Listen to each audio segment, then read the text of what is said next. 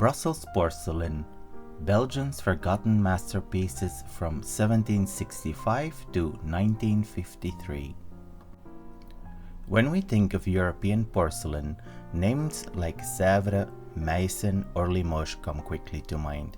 But did you know Brussels was home to a vibrant, nearly 2-century-long tradition of porcelain production, rivaling even the great names? Welcome to the fascinating journey of Brussels porcelain, from its first experiments under Charles of Lorraine in the 1760s all the way to the refined artistry of Vieux Bruxelles in the 19th and 20th centuries. Our story begins in the mid-18th century with Charles of Lorraine, the governor of the Austrian Netherlands, who was captivated by porcelain. Inspired by the cutting-edge research in Vienna and Strasbourg, he set up a laboratory at his castle in Tervuren. Here, pioneering painters like George Christophe Lindemann, who had worked at Meissen and Nymphenburg, tried their hand at producing hard-paste porcelain. Though little survives from the early period, these efforts laid the groundwork for Brussels' porcelain legacy. True porcelain production took off only after 1786, following the end of Tournai's monopoly. 5 key factories emerged in Brussels and its suburbs: Montplaisir at Schaerbeek, Terreloo at Etterbeek, Rue d'Étoile in Brussels, and 2 in Ixelles. Behind these factories were 5 influential figures: painter Louis-Pierre Comte and Frédéric Théodore Fabre, and porcelain makers Claude-Joseph Bonnivier, Gabriel Ferdinand Montoisier, and Charles-Christophe Windig. One of the most talented was Louis Cret, a painter who rose from Chamberlain décorateur to founder at the Rue d'Étoile factory. Cret's masterpiece was a magnificent 1,100-piece service inspired by Buffon's Natural History of Birds, a design repeated throughout the 19th century.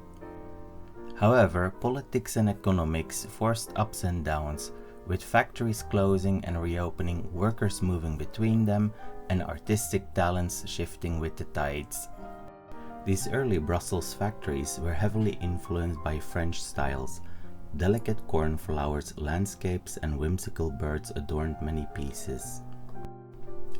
Artists and modelers like Paul-Louis Chifflet and Jacques Riquetard contributed sculptural works at Etterbeek, though many have sadly been lost. Cret's Vices and Virtues, service and bird decoration porcelain stand as enduring symbols of Brussels' artistic heights.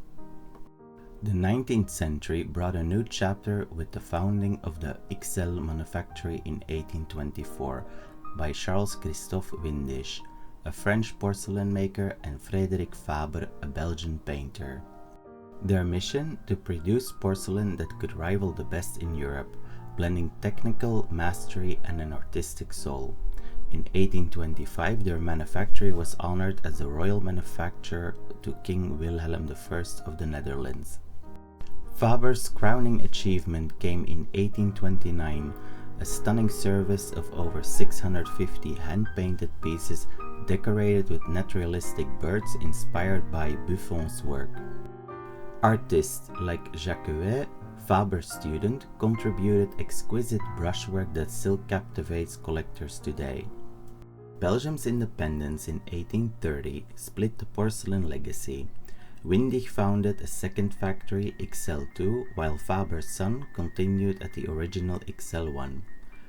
By mid-century, Ixelles II passed to the Vermeire-Cochet family, who kept the tradition alive until 1953. Meanwhile, independent decorators like Jacquet and Louis Nedonchel enhanced Brussels porcelain's reputation with vases and tableware adorned with cityscapes and historical scenes. Brussels porcelain is notoriously difficult to identify today. Pieces often lack clear marks or bear simple initials like B or Bruxelles. Many artists worked as chambellans, decorating blanks from other factories or Paris, adding to the challenges. Collectors rely on style, brushwork, and porcelain quality to distinguish authentic Brussels pieces. So why is Brussels porcelain special? Its remarkable fusion of French elegance and Belgian creativity, hand-painted birds, flowers, landscapes, rich gilding, and neoclassical motifs. Each piece tells a story of artistic passion and technical skill, capturing a vibrant yet often overlooked chapter of European porcelain history. Today, Brussels porcelain remains a hidden gem. While not as widely recognized as Sèvres or Meissen, genuine pieces can occasionally be found in museums and auctions, prized by discerning collectors. Institutions like the François Duisberg Museum hold treasured examples and preserving this cultural heritage for future generations. Brussels porcelain is more than delicate ceramics. It's a story of a vision, artistry, and resilience. If you enjoyed this deep dive into Belgium's porcelain heritage, please like, subscribe, and hit the bell to uncover more hidden treasures of European art and history.